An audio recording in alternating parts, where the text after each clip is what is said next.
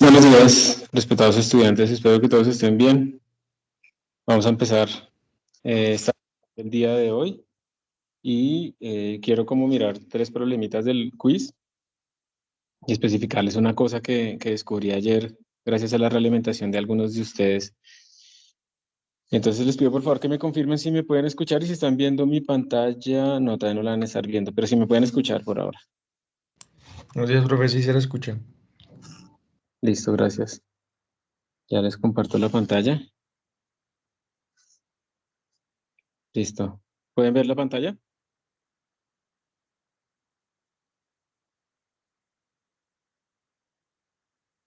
Sí, profe. Bueno, listo. Lo que les quería decir es lo siguiente, descubrimos que estos problemas, algunos de los problemas con la herramienta nueva de fórmulas para hacer las preguntas, implican que ustedes deben escribir sus respuestas no utilizando coma, sino utilizando punto. Esa diferencia viene porque cuando se utiliza el punto, eso digamos es en la estructura del idioma inglés. Y como Virtual Sabana la ponen en español y todo ese tipo de cosas, en español el decimal se utiliza pues coma. Por defecto, normalmente se utiliza la coma en todas las respuestas en Virtual Sabana, excepto en este tipo de preguntas. Entonces, ya se está resaltando en estas preguntas que se debe utilizar el punto, ¿sí? Y actualmente, digamos, ustedes todavía tienen el problema de que, digamos, que la respuesta correcta era 2.54, pero si ustedes colocan 2,54, pues se las pone como mal. Ya algunos me han enviado la foto y me dicen, profe, pero mira, aquí sale como lo mismo, salvo la coma, tal vez no se han fijado en eso. Y el punto. Entonces, por favor, envíenme la foto al correo de su problema, o sea, ahí donde les sale a usted la realimentación, lo que escribieron y lo que era correcto. Si les está saliendo incorrecto, y pues yo les corrijo esa pregunta sin ningún problema. Ya estamos tratando, digamos, siempre va a aparecer, tienen que revisar muy bien si aparece una punta de este estilo en sus preguntas. Ya las estoy incluyendo en nuestras preguntas y para el parcial también ya las incluí en las que toque ponerle con punto. O sea, por defecto siempre es coma, por lo de este rollo del español, pero, ¿pero qué? Pero cuando toque con punto, pues le sale con punto. Miren que también aquí algunos números como este 4.1 si ven que salió con punto y no con coma. Eso también ya les da una pista de que esta pregunta pues tiene que ir con puntos. Pero de todas maneras les estamos colocando digamos, explícitamente en las preguntas que toque utilizar puntos, se les está colocando explícitamente una nota ahí para que lo sepan. ¿Está claro para todos los que hayan preguntado algo de este estilo? Sí, profe. Bien, entonces por favor mandar la foto, los que no lo han hecho, ya creo que María Paula también ya lo hizo, en caso de que hayan tenido ese problema, ¿sí? De que le sale correcto como el mismo número, solo se diferencian entre la coma y el punto. Y también gracias por avisar. Bueno, este problema lo hicieron como la mitad de los que le salió, la otra mitad no lo hizo bien. Pregunta, ¿quieren que lo hagamos?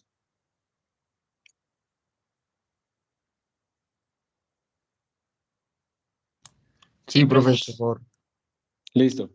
Entonces, bueno, nos dicen que la figura nos dan el peso de nuestra barra, la longitud de la barra, está suspendida horizontalmente, en el extremo izquierdo se encuentra anclada la pared y además tiene un cable ahí y ese cable está pegado a una altura D. Nos dan una tensión máxima que puede soportar el cable.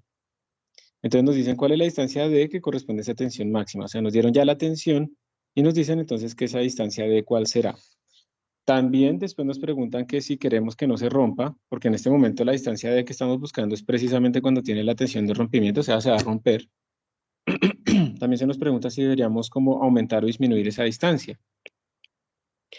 ¿Ustedes qué dicen? ¿Debería aumentar o debería disminuir esa distancia D?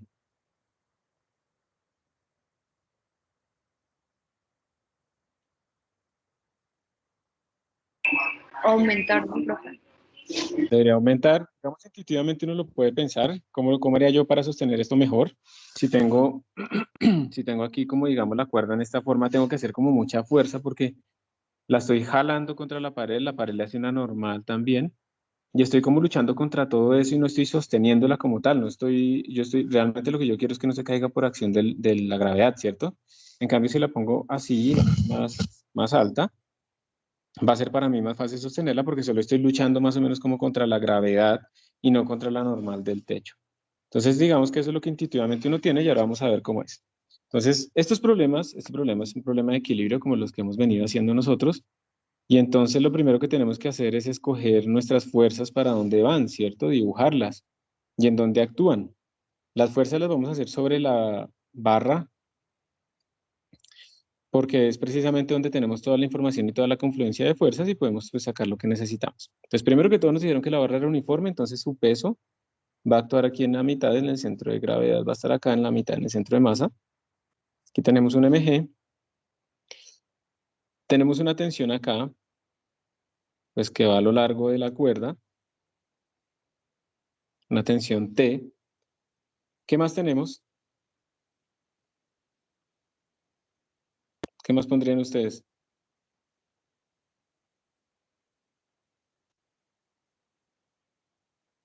Una fuerza como desde el inicio del palo, Sí. Ajá. ¿Y como en en qué diagonal. dirección? La diagonal, ¿cierto? Tendríamos que poner aquí una fuerza en diagonal, una fuerza, digamos, como una reacción, podríamos decirle. ¿Y por qué la pongo en diagonal? Porque esta fuerza tiene que estar haciendo dos cosas. Primero, tiene que tener una componente en esta dirección, digamos, R en X, porque es la que hace que la barra no entre hacia la pared, ¿cierto? O sea, es como la normal que va en esa dirección. Y tenemos otra que va así, porque es la que hace que debido a todos estos tornillos y todo ese tipo de cosas, pues nuestra barra no se nos caiga ahí respecto a la pared. Entonces, cuando uno tiene en cuenta como esas dos componentes, pues al final pues decimos que tenemos aquí algo como en diagonal. O sea, eso digamos es como importante, saber que va como en diagonal. Entonces, ya tenemos nuestras fuerzas, no hay más fuerzas sobre nuestra barra. Y entonces ahora tenemos que hacer lo mismo de siempre. Comenzamos normalmente con sumatoria de fuerzas en el eje X igual a 0 porque está en equilibrio, no está acelerada. Y entonces eso nos daría, recordemos también que nos dijeron cuánto era esta distancia L. Bueno, entonces también voy a poner aquí un ángulo teta y este es un ángulo alfa. No conocemos ese ángulo cuánto es. Entonces en X tendríamos menos t coseno de teta, esa es la que va hacia atrás, más, voy a ponerlo Rx y Ry, más Rx y esto me da 0. Entonces de aquí sacamos que Rx nos dio t coseno de teta. Y pues todo eso son incógnitas, no conocemos nada. Este ángulo sí lo podemos conocer. ¿Ustedes cómo sacarían ese ángulo? ¿Cómo lo podrían conocer?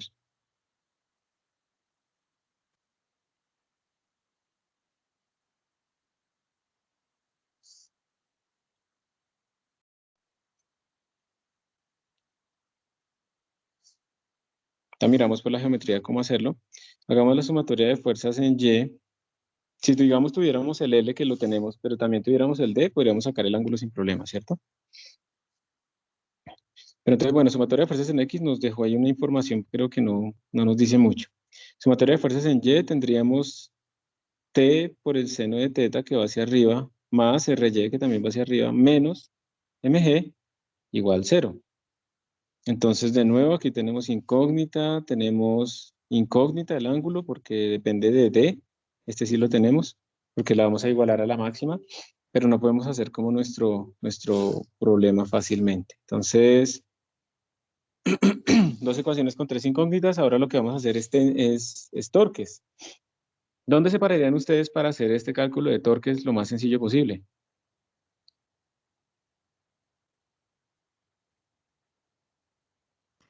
En el extremo de derecho. Si te paras en el extremo derecho, listo, acá, ¿cierto? Sí. Esta es tu derecha, listo. Entonces ahí estarías anulando el torque de la tensión, aunque la tensión te la habían dado, ¿no? Estás anulando el torque de la tensión, te quedaría el torque de la gravedad y te quedaría el torque de esta R que no la conocemos, ¿no? Y nos tocaría como ir como por acá a buscar esas componentes. Entonces de pronto por ahí nos complicamos un poquito la vida, ¿cierto? Porque estás eliminando el torque de algo que sí conoces y te quedas con el torque de algo que no conoces. Entonces, o sea, está bien y se puede resolver, pero estamos buscando cuál sería como el mejor. Entonces, ¿cuál crees ahora que sería como mejor que ese punto de la derecha? ¿El de la mitad o el de la izquierda? Izquierda. Izquierda, ¿cierto? Porque anulo el torque completamente de la R y me queda el del peso y el de esta tensión y ese es más fácil. Entonces, porque la tensión la vamos a igualar a la máxima, precisamente lo que estamos buscando. Entonces vamos a calcular el torque respecto a este punto. El torque respecto a este punto sería sumatoria de torques igual. Este brazo, que es L medios, por este peso, que es la fuerza, sería mg, y el ángulo entre ellos pues es 90, entonces seno 90 nos da 1. Y ese lo pongo negativo, ¿cierto? Porque está tratando de hacer girar así, en dirección de las manecillas del reloj. Entonces lo pongo negativo, entonces menos L medios mg. Y ahora me quedaría el torque de la tensión, entonces sería todo este brazo hasta acá, más, porque se tiende a hacer girar de esta forma, más L, y ojo, porque pues ya sabemos que tenemos que buscar la tensión perpendicular, ¿sí o no? Esa es la que siempre estamos buscando, la T perpendicular, la fuerza perpendicular. Entonces en este caso sería T por seno de teta. Y la sumatoria de todos estos torques me tiene que dar 0. Entonces tratemos de ver esto, ¿qué más podemos hacer acá? Voy a pasar este término a sumar. Me daría L por T seno de teta es igual a L medios por mg. Se me va L con L y me queda seno de teta igual a mg sobre T. Y ahora recordemos que nosotros nos están preguntando cuánto vale D. Entonces, ¿qué podríamos hacer ahí? Miremos qué es seno de teta en el triángulo. Voy a señalarles el triángulo. Tenemos esta hipotenusa, tenemos este lado L en mi triángulo y tenemos este lado D en mi triángulo. Entonces, en ese triángulo, seno de teta, ¿qué es igual? Este teta de acá. Pues miren que sería lo opuesto, que es D, precisamente el que estamos buscando, sobre la hipotenusa, que sería, pues, esta hipotenusa h, que es raíz cuadrada de d al cuadrado más l al cuadrado. Entonces, sobre raíz cuadrada de d al cuadrado más l al cuadrado. Entonces, esto lo puedo reescribir como d sobre raíz cuadrada de d al cuadrado más l al cuadrado igual a mg sobre t. Esto es algo que siempre se debe cumplir.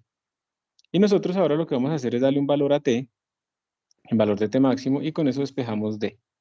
Entonces escribamos de una vez cuánto nos da este numerito, cuánto les da en este caso mg sobre t. Mg sobre t sería, mg es 470, ¿cierto? Ese es el peso, ese es mg.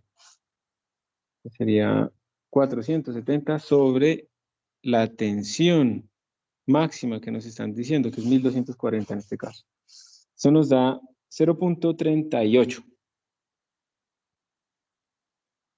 Es que todo debería hacerse con punto y dejar la bobada de lo de la coma y todo eso, pero bueno, si me escucha alguien, un profesor de idiomas, entonces me va a regañar. Entonces tenemos d sobre raíz cuadrada de d al cuadrado más l al cuadrado igual a 0.38. Entonces voy a pasar este término a multiplicar, me quedaría d igual a 0.38, d al cuadrado más l al cuadrado, elevado al cuadrado a ambos lados, me queda d al cuadrado es igual a 0.38 al cuadrado por d al cuadrado más l al cuadrado. O sea, miren que yo tengo l, yo ya puedo despejar de aquí d, estoy haciendo simplemente álgebra. Entonces esto me quedaría d al cuadrado igual a 0.38 al cuadrado por d al cuadrado más 0.38 al cuadrado por l al cuadrado.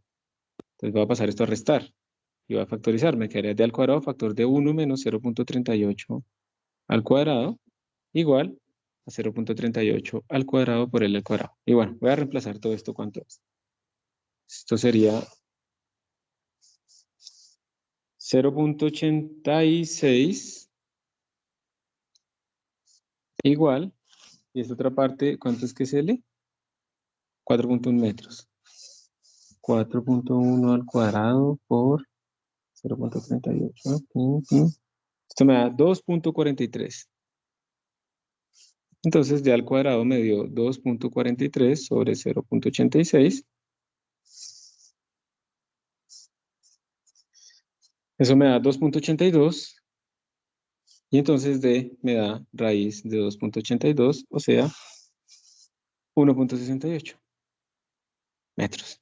Entonces, para este problema la respuesta es esa. Estamos igualando, o sea, lo que hicimos fue simplemente reemplazar la tensión y por la tensión máxima y eso nos da el D correspondiente a esa tensión, pero eso quiere decir que para ese D se va a romper. Si queremos que no se rompa, pues lo tenemos que tener en un D más grande que este.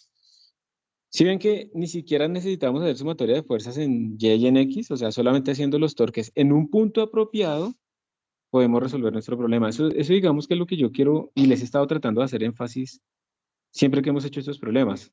La idea siempre es buscar en dónde me paro para que me quede más fácil. O sea, yo me puedo parar en cualquier sitio y puedo resolver el problema, ¿sí? Si se hubieran parado en la mitad también no pasa nada, pero tendrán que haber despejado RX, RY, ¿sí? Un montón de cosas más. Siempre escoger de forma apropiada el punto donde yo calculo mis torques o los puntos donde calculo mis torques es muy útil, ¿sí? Entonces por eso les hago énfasis en esa habilidad. ¿Alguna pregunta?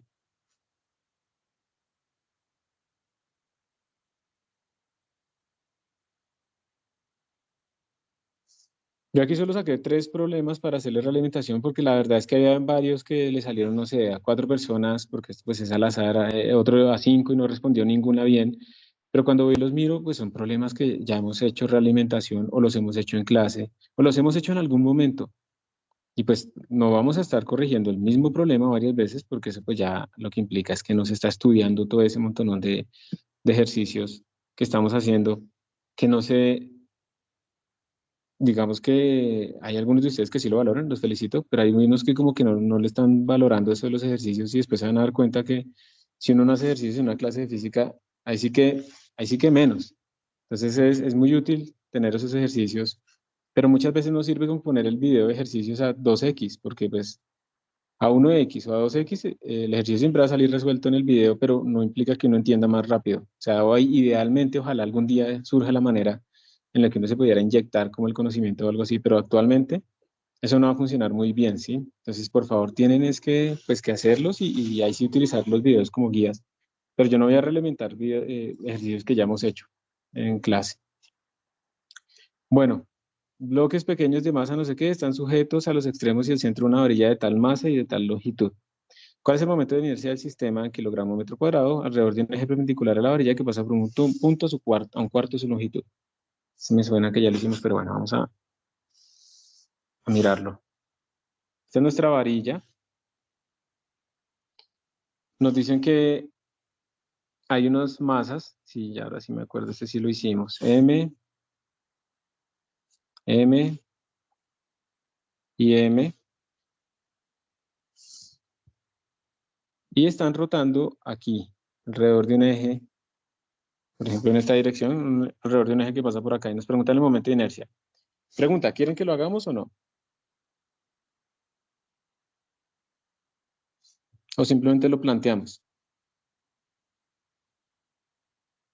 Pues es que ese ya lo habíamos hecho, profe, entonces de pronto sería pues plantearlo, pero Listo. Sí, esto ya lo habíamos hecho, ¿cierto? Es que sí me parece. sí, creo que sí. Entonces, el momento de inercia, planteémoslo, el momento de inercia total sería momento de inercia de la masa de la izquierda, más el momento de inercia de la masa del centro, más el momento de inercia de la masa de la derecha, más, pero ojo que esos son diferentes, esto es izquierda, centro y derecha, más el momento de inercia de la barra. Los momentos de inercia de las masas son muy fáciles, porque como son puntos, será simplemente la masa por la distancia de cada una de las masas al eje. Eso es sencillo. Y el de la barra, simplemente lo hacemos por teorema de los ejes paralelos. Cogemos el momento de inercia alrededor de un eje que pasa por el centro, se lo llamamos I sub 0, más la masa de la barra por esta distancia de separación entre los ejes al cuadrado. Bueno, esto no lo puedo llamar L porque se me confunde con la longitud de la barra. Vamos a llamar D. M por D al cuadrado. Creo que, en este caso, creo que el momento de inercia alrededor del centro de masa es M por L al cuadrado sobre 12. L es la longitud total de la barra, más la masa y la distancia que separa mis dos ejes es L cuartos. Entonces, L cuartos al cuadrado. Y bueno, ahí uno suma esta cosa y ya tiene el momento de inercia. Entonces, pues sí, no es más. Entonces, miremos más bien el tercero. Tenemos un anillo de cierto radio de masa tal, gira con tal frecuencia. Está, ojo con las unidades, ¿no? Esto está en gramos, esto está en revoluciones por segundo. O sea, vueltas completas, eso hay que pasar los radianes. Alrededor de un eje localizado sobre la circunferencia del anillo. ¿Cuál es la energía cinética de este anillo en joules? Entonces, energía cinética de rotación. porque no se está trasladando, está rotando. Recordemos que eso es, uy, yo que estoy escribiendo. Energía cinética es K de rotación, es igual al momento de inercia por omega al cuadrado sobre 2. Tenemos el omega, hay que pasarlo a las unidades apropiadas, pero ya lo tenemos. Tenemos el número 2, obviamente. Entonces, simplemente la pregunta es ¿cuánto es I? Entonces, I es el momento de inercia de rotación alrededor de este eje. Pero nosotros normalmente en las tablas tenemos ese momento de inercia de rotación respecto al centro. Entonces, otra vez utilizamos teorema de los ejes paralelos, porque aquí tenemos un eje que va saliendo de la hoja, aquí también tenemos un eje saliendo de la hoja, son paralelos. Entonces, este momento de inercia sería el I sub 0, el momento de inercia alrededor del centro de masa, más la masa total de mi aro por la distancia que separa a mis dos ejes de rotación, que es ¿cuánto en este caso? Pues sería el radio, ¿no? 0,4. El radio, sí. Entonces, más R al cuadrado. De hecho, cuando uno calcula el momento de inercia de un anillo de estos, eso le da m por r al cuadrado, esto más m por r al cuadrado, entonces al final eso nos da 2 veces m por r al cuadrado. Y ya, porque nosotros tenemos pues el 2, tenemos la masa, tenemos el radio. Sí, tenemos todo. Entonces con eso ya tenemos todo acá y podemos reemplazar. Entonces este problema lo que evalúa y lo que busca ver es que ustedes puedan calcular esos otros momentos de inercia y qué, y respecto a otros ejes, teniendo en cuenta el teorema de los ejes paralelos. ¿Entonces alguna pregunta acá?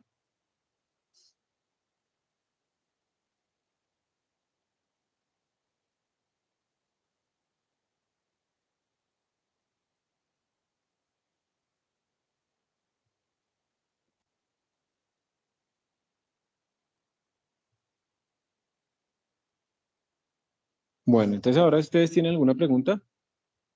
Yo ya hablé mucho, ya de hecho terminé aquí mi presentación. Ya no tengo más. Entonces, si ustedes tienen alguna pregunta, pues la pueden hacer ya. ¿Tienen algún problema?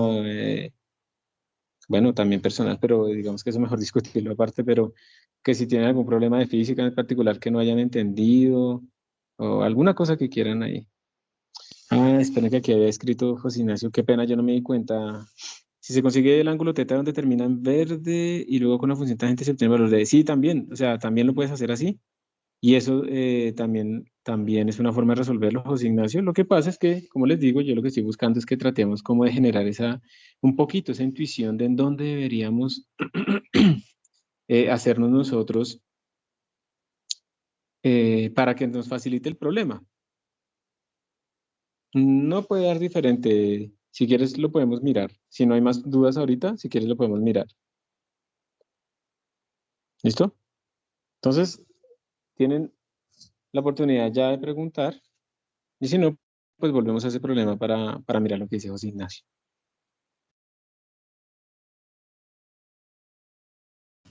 Profe, del quiz, yo no entendí una pregunta. Tú Espera, es que nos puedes. está mandando. Ah, yo te la mandé. Listo. Dice. Ah, mira, aquí sí sale que el separador decimal. Ah, no, mentira, es que yo actualicé las preguntas. Esto es una revisión que tú hiciste hoy, tal vez. O anoche muy tarde, porque ustedes son todos darks. Ay, profe. Listo. Debe escribir el separador decimal con punto. Una estrella rotante está colapsando. Ah, bueno, y esto también creo que José Ignacio también la había preguntado. Entonces, espérense, yo voy a ver cómo puedo pasar esto.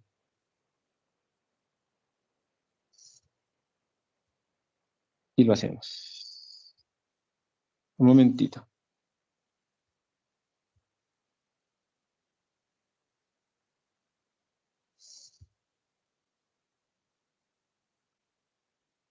Sí, es que me imaginé, estoy pasándolo a las notas y es que me tocó quitarles la pantalla porque me imaginé que esta cosa cuando yo le dijera compartir la imagen, me iba a sacar las notas de un ejercicio del parcial y en efecto las sacó, entonces por eso me tocó dejar de compartir.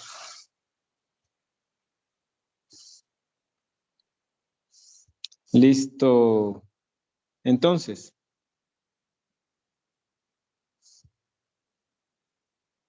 Una estrella está colapsando. Su momento de inercia ahí pasa a ser un medio de su valor original. Entonces, digamos que nuestra estrellita, digamos que era así, suponemos que es redonda, pero no necesariamente.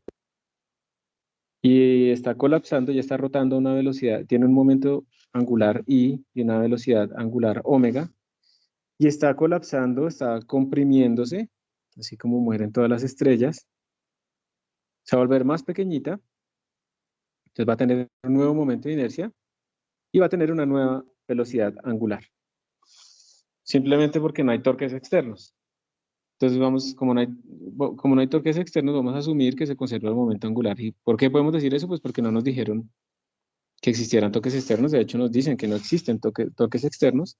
Se conserva el momento angular de la estrella. Entonces nos preguntan, usted tiene aquí originalmente una energía rotacional. Y aquí va a tener una energía rotacional final. ¿Cuál es la división entre esas dos? ¿Cuánto es KF sobre KI? ¿Sí? Esa es nuestra pregunta. Entonces, la energía cinética inicial rotacional, pues es el momento de inercia rotacional inicial por omega inicial al cuadrado sobre 2. La final, pues va a ser el I final, que yo le puse una coma, una comilla, pero le podemos poner una F. I final, omega final. El I final, omega final al cuadrado sobre 2. ¿Cuál es el error típico? Reemplazar simplemente que I final es igual a I inicial sobre 2 y ya, y suponer que las dos omegas son iguales. Esto está mal, porque recuerden, como se conserva el momento angular, cuando yo disminuyo mi momento de inercia, tiene que aumentar mi velocidad angular para conservar el momento angular. ¿Por qué? Momento angular hay dos formas de escribirlo, recuerden, como vector, R cruz P, y ya en magnitud podemos escribirlo de dos maneras, una que es muy útil en este caso, siempre escribo ahí, una que es muy útil en este caso, es momento angular, es I por omega. O sea que lo que estamos diciendo es, L inicial tiene que ser igual a L final. Eso es lo que realmente se conserva, no que las velocidades angulares sean iguales. O sea que momento de inercia inicial por velocidad angular inicial debe ser igual a momento de inercia final por velocidad angular final. Esta es nuestra ley de conservación del momento angular. En este problema en particular, entonces esto nos daría I inicial por omega inicial va a ser igual a I final, pero I final es I inicial sobre 2 por omega final. Se nos va I inicial con I inicial y nos queda que omega final es 2 veces omega inicial. Claro, lo que estamos buscando conservar es el producto entre I y la velocidad angular. Pero, si entonces ustedes están diciendo que cuando pasamos acá, el momento de inercia disminuyó a la mitad, pues entonces la velocidad angular se tiene que multiplicar por 2 para que su producto sea el mismo. Entonces esto es lo que nos está diciendo. Y ahora sí podemos calcular esta relación. ¿Listo? Entonces K final sobre K inicial sería I final por omega final al cuadrado sobre 2 sobre I inicial por omega inicial al cuadrado sobre 2. Estos dos se nos van. Nos queda que esto es I final sobre I inicial por omega final al cuadrado sobre 2, omega inicial al cuadrado sobre 2. Sin el 2, perdón. Esto nos daría I final, sabemos que es 2 veces I inicial. Aquí reemplacé I final. Por omega final, aquí tenemos nuestro resultado, sería 2 veces omega inicial al cuadrado, y aquí me queda omega inicial al cuadrado. Aquí es I inicial. Se me va este con este, me queda aquí un 2. Cuando le doy al cuadrado, la otra cosa me quedaría 4 omega inicial al cuadrado sobre omega inicial al cuadrado. Se me va, si lo escribí bien.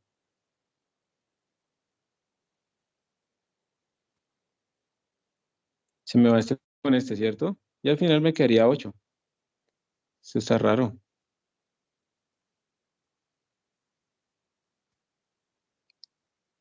Que no es esto, ¿no? ¿Tú cuánto escribiste? ¿O no escribiste nada, Karen?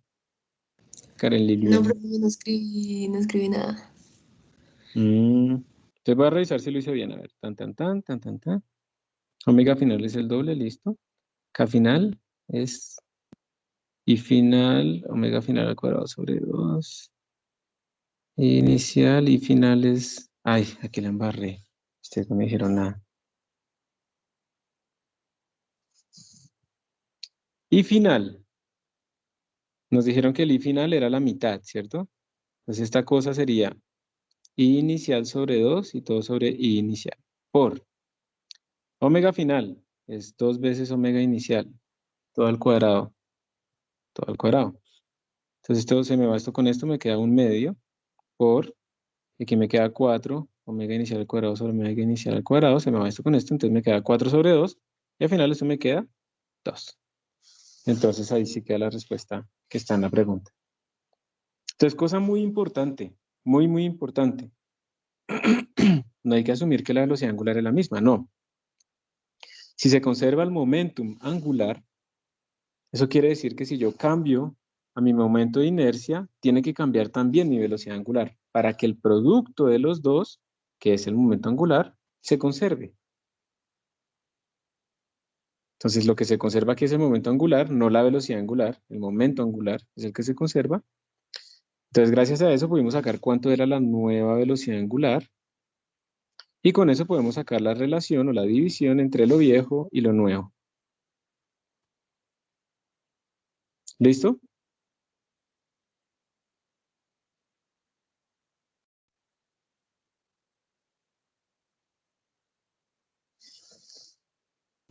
Sí, profe, gracias. De nada. ¿Alguna otra pregunta?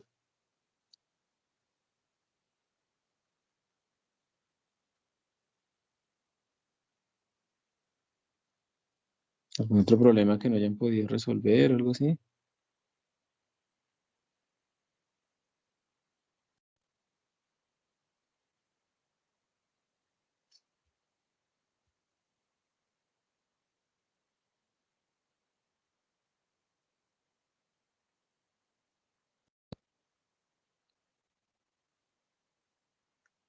Entonces, si quieren, miramos lo que decía José Ignacio.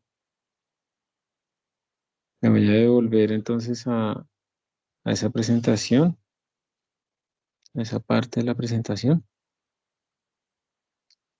Entonces, ¿qué era lo que decía José Ignacio? Que si me paro aquí a la derecha y calculo los torques, entonces puedo resolver el problema para calcular el D, ¿sí? Algo así.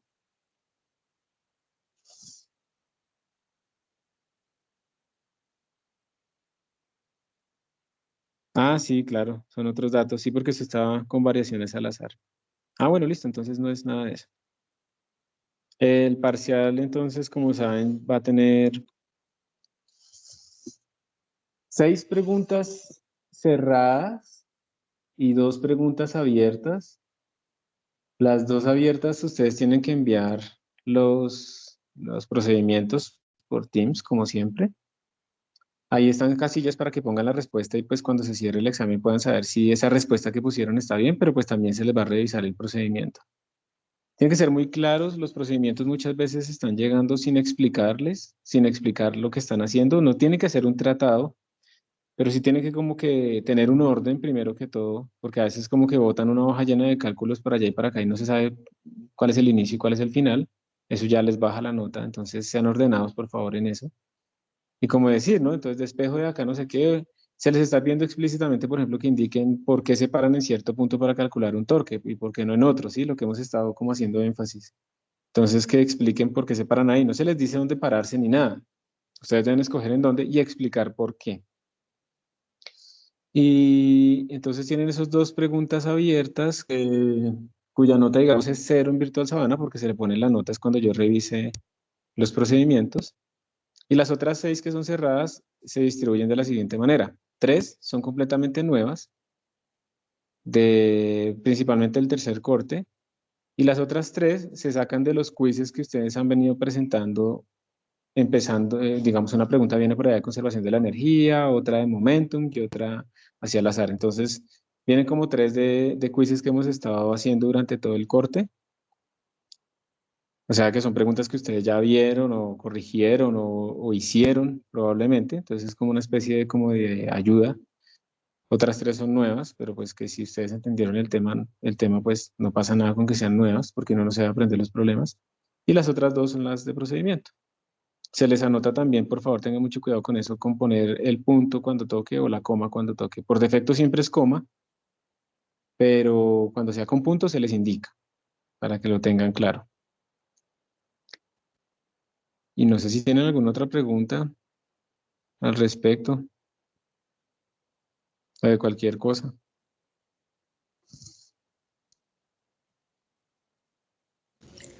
Por el chat mandaron otra pregunta, profe. Gracias. Una fibra de vidrio macizo desciende por un plano inclinado hecho también de material muy rígido. Listo, las dos cosas son duras. La altura inicial de la esfera con respecto al piso es de 1.20 y su velocidad inicial es 0. ¿Cuál es la velocidad de la esfera al llegar al piso? Eso es lo del laboratorio, ¿sí o no? Eso es lo que hicimos en el laboratorio. Volvámoslo a hacer por repaso, digamos, de esto. Entonces, básicamente es un problema. ¿Ustedes cómo resolverían? Van pensando de una vez, ¿cómo harían ustedes ese problema? Digamos, vamos a hacer esta línea recta acá, tienen un plano inclinado, ¿sí? Entonces, por ahí va a descender una esfera y pues ella inicialmente tiene una altura, vamos a llamarla una altura h, arranca desde el reposo y cuando llegue aquí abajo, pues va a tener una velocidad final.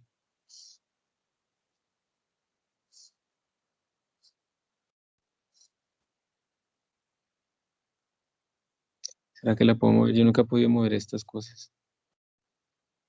Ahí sí. Esta es la esquina, entonces será como así.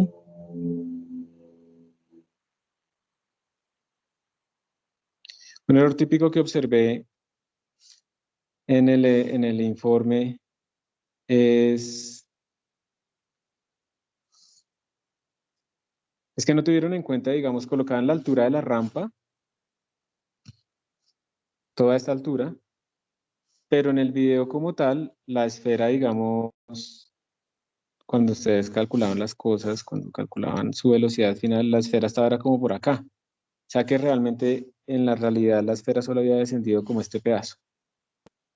¿Sí? Entonces no tiene sentido, a menos que que la esfera rodara realmente hasta el final de la rampa, desde el inicio de la rampa, pues esa altura h que le ponían no era la correcta. Le estaban colocando más altura inicial que la necesaria y eso daña completamente los resultados. ¿Sí? Le están poniendo más altura y entonces eso cambiaba completamente las predicciones teóricas y por eso no les daba.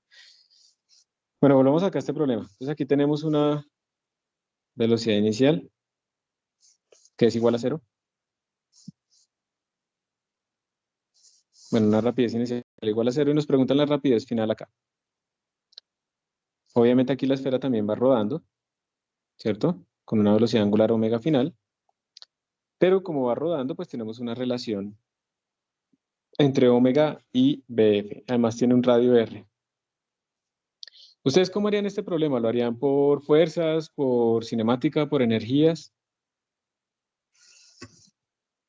¿Cómo se hizo en el laboratorio? Profe, yo Por en ese quiz conservación. lo hice por energía. Conservación, ajá. Los dos lo dijeron bien, por conservación de la energía. Ujú. Lo Pero haríamos, esperemos. se Qué reemplazaría pena. acá al final por lo de I w al cuadrado sobre 2.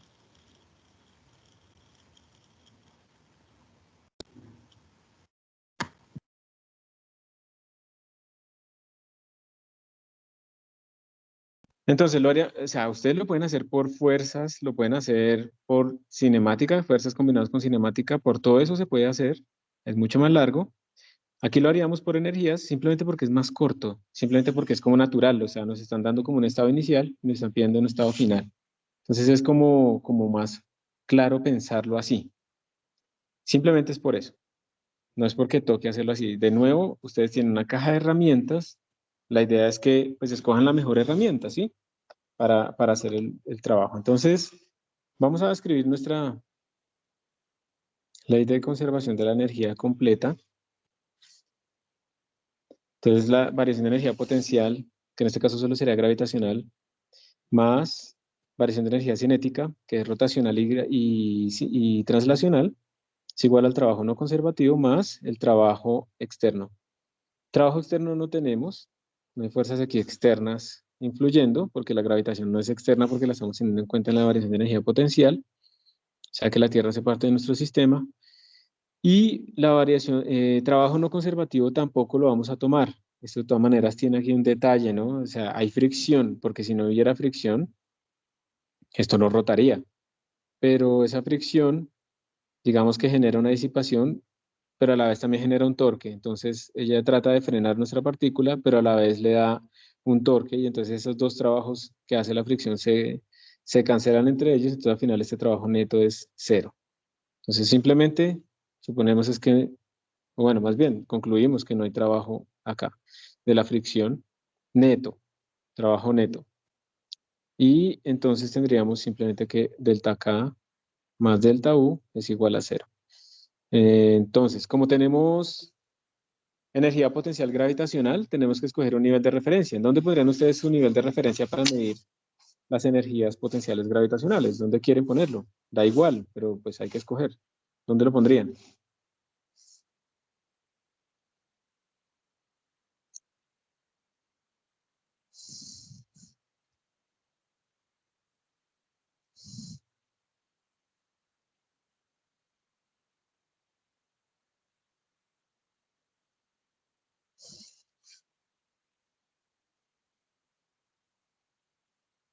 Arriba, abajo, en la mitad. ¿Dónde medirían ustedes las alturas gravitacionales?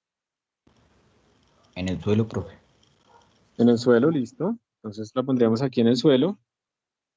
Ese va a ser nuestro punto de energía cero. Y entonces vamos a escribir ahora esto más explícito. K final menos K inicial más U final menos U inicial igual 0. La segunda parte del refinamiento. ¿Cuánto vale el U final? Si solamente es gravitacional y él llega aquí abajo, pues 0. ¿Cuánto vale el K inicial si él arranca desde el reposo? Pues 0. Entonces al final esta ley de conservación se nos redujo a K final más, perdón, yo aquí cancelé la que no era. Entonces U inicial. Y la que vale 0 es esta. K final menos U inicial igual 0. Entonces, básicamente lo que estamos diciendo es que la energía cinética final es igual a la energía potencial inicial. O sea, toda la energía que él tenía aquí arriba se transformó en energía cinética allá abajo, que es como obvio, ¿cierto? Ya cuando uno lo mira. Entonces, empecemos a escribir. Al final tenemos dos contribuciones de energía cinética, la rotacional y la traslacional. Entonces, tendríamos m por velocidad del centro de masa al cuadrado sobre 2 más i por omega al cuadrado sobre 2, porque él está rotando y además está trasladando, igual a la energía potencial gravitacional inicial, pues es que simplemente es mgh. Entonces uno aquí tendría como que pensar, estoy haciendo todo como si no supiéramos nada y no hubiéramos hecho el laboratorio, uno pensaría que tiene dos incógnitas, esta y esta, pero no es verdad, porque cuando las cosas ruedan, ¿qué relación hay entre esas dos? Cuando tenemos rodadura.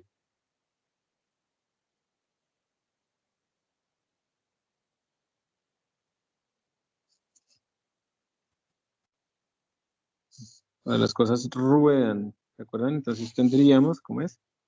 Que la velocidad del centro de masa es igual al radio por la velocidad de rotación alrededor del centro de masa, la velocidad angular de rotación. Entonces, ya acá tendríamos que omega es BCM sobre R, y eso lo vamos a meter aquí.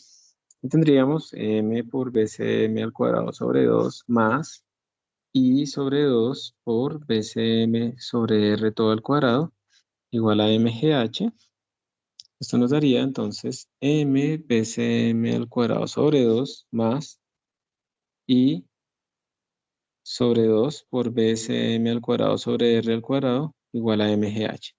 Y pues bueno, aquí ya ustedes pueden seguir haciendo la ecuación teórica o reemplazar. El momento de inercia de una esfera sólida es, creo que es 2/5 de la masa por el radio al cuadrado. Entonces yo podría decir que I sobre el radio al cuadrado pues es 2/5 de la masa. Y eso lo meto acá. Entonces tendríamos m por bcm al cuadrado sobre 2 más, hagámoslo como si fuera en el laboratorio, vamos a escribir esto así, como una C y una C, ¿sí? Un número, esa C que tenían que calcular ustedes. Entonces sería más C por bcm al cuadrado sobre 2 igual a mgh, me falta una m. Entonces todas estas m se me van, puedo factorizar bcm al cuadrado sobre 2, bcm al cuadrado sobre 2, factor de 1 más c, igual a g por h, exactamente lo del laboratorio, lo que ustedes tenían que demostrar. Entonces bcm es igual al cuadrado, es igual a 2gh sobre 1 más c. Y entonces la velocidad del centro de masa va a ser igual a la raíz de 2gh sobre 1 más c. Aprovecho pues aquí para decirles entonces que si su h realmente está sobreestimada, si el h que ustedes utilizaron está sobreestimado, era más pequeño en el laboratorio que lo que ustedes pusieron, entonces ustedes al final van a tener un pequeño problema, ¿no? Entonces lo que tendrían es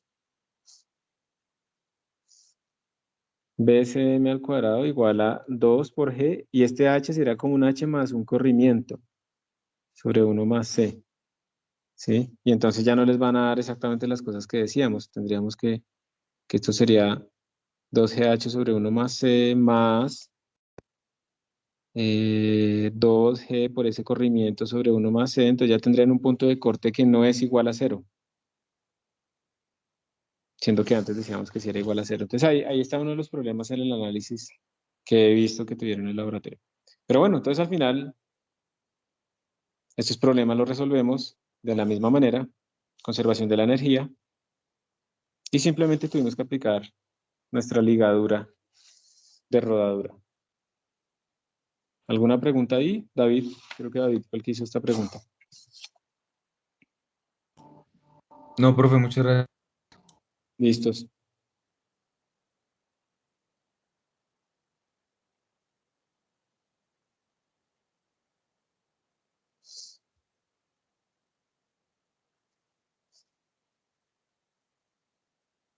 Listo, José Ignacio. José Ignacio, este lo hicimos en una clase. Este es uno de los que no hicieron bien, pero este lo hicimos en una clase, este que me estás mostrando acá.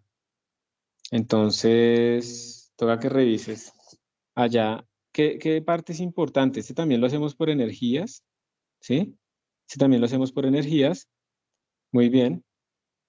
Y lo que tienes que tener cuidado simplemente es que la polea tiene una velocidad traslacional que es la misma velocidad de la cuerda. Perdón, traslacional no. La polea va a tener en su borde una velocidad tangencial que es exactamente igual a la velocidad de la cuerda, porque si no la cuerda estaría deslizando. Y ahí nos dicen que no desliza. Y esa misma velocidad de la cuerda va a ser la misma velocidad tangencial de tu esfera, pues porque la cuerda está exactamente en el borde. Y esa misma velocidad de la cuerda, que es la misma velocidad tangencial de tu esfera, que es la misma velocidad tangencial de la polea, es la misma velocidad traslacional del cubo que está cayendo. O sea, todo eso está relacionado, ¿sí? Entonces, si yo escribo mis ecuaciones de energías en ese problema, yo tendría, por ejemplo, que en un momento dado, la energía total de ese sistema sería, la energía mecánica sería la energía rotacional de la esfera, más la energía, ¿por qué pongo I? La energía rotacional de la esfera, K rotacional de la esfera, más K rotacional de la polea, más K traslacional de la masa. Esa sería toda tu energía cinética, estoy hablando solamente de cinética. ¿Cuál es la K rotacional de la esfera? Sería pues I de la esfera por omega de la esfera al cuadrado todo sobre 2, más la K de la polea, sería I de la polea más omega de la polea al cuadrado sobre 2, más la traslacional de la masa. Masa, que está ahí abajo, por velocidad de esa masa al cuadrado sobre 2, esto es k, y resulta que todas estas están relacionadas. ¿Cómo? La velocidad tangencial de la esfera tiene que ser igual porque están todas unidas por una cuerda, la velocidad tangencial de la polea, y es igual a, pues, a la velocidad de nuestra masa. La velocidad tangencial de la esfera pues es el radio de la esfera por la velocidad angular de la esfera, esto es igual al radio de la polea por la velocidad angular de la polea, y todo esto es igual a Bm. Entonces, si ves que realmente todas están escritas en términos de una sola, entonces tú puedes reemplazar esto en términos de la velocidad de la masa, esto en términos de la velocidad de la masa, y al final pues solo te queda una incógnita para resolver todo tu balance de energía. Ya en el balance de energías pues tienes que tener K más U. Si ya lo hemos hecho en clase, pues para que lo revises. ¿Listo, José Ignacio?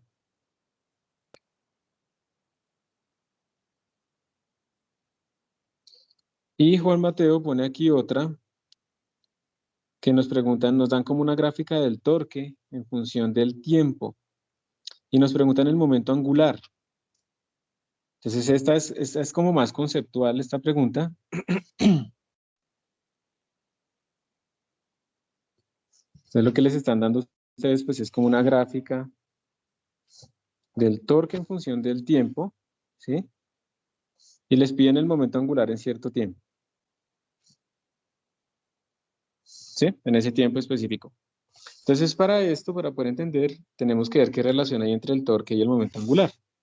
De la misma manera que la sumatoria de fuerzas nos daban la variación del momentum lineal respecto al tiempo, lo está haciendo a lo largo de un solo eje. En rotaciones teníamos que la sumatoria de torques, o sea, el torque neto, pues es la variación del momento angular respecto al tiempo. Eso quiere decir, la inversa de esta cosa, que el torque pues es la derivada entonces del momento angular, entonces el momento angular es la integral del torque respecto al tiempo. Entonces si a ustedes les dicen que el momento angular, digamos, es 0 al inicio porque arranca del reposo, pues ustedes lo único que tienen que hacer es hacer la integral del torque para calcular el momento angular. Entonces tienen que calcular el área bajo la curva. Y eso les da el momento angular en ese instante. Por la definición de cómo es que el torque representa la variación del momento angular respecto al tiempo. ¿Está claro?